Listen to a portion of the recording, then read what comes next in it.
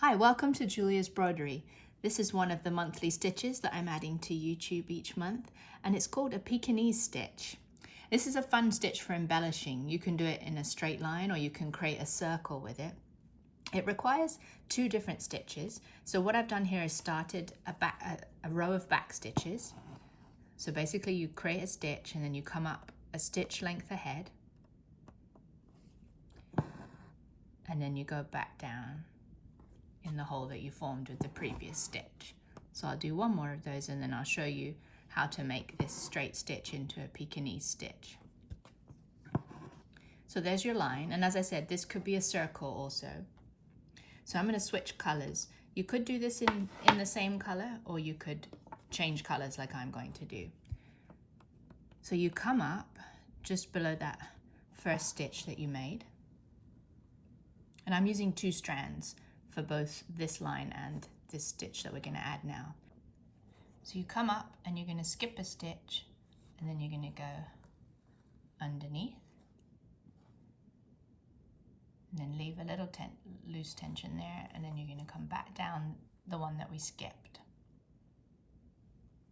And then what that does is leaves a loop on the surface. Now obviously how much you pull it will depend on how big your stitches are. If you want big loops, then leave it looser. If you want them smaller, then you can pull it tighter. You're going to come back down there. Let's say this is called a Pekinese stitch. And obviously you want them to be the same size. So you can hold it with your thumb if you're worried that you're going to pull it as you go. And just be careful as you come under not to catch the previous one. You might have to just sort of poke it a little bit to get them to be the same size. And then you just keep going like that. So it's a very pretty, it would make a nice design on a piece of clothing, or if you wanted to embellish something that you're making, a bag, and basically you just keep going like that. And as I said, I'll make a smaller one so you can see you can make them smaller if you want. You would just pull it more. So let's say you wanted them to be that size, you could do that also and keep going in that size.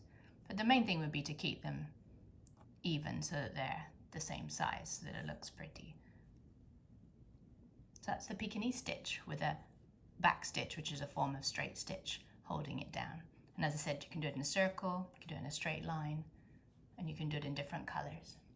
Hope you've enjoyed it.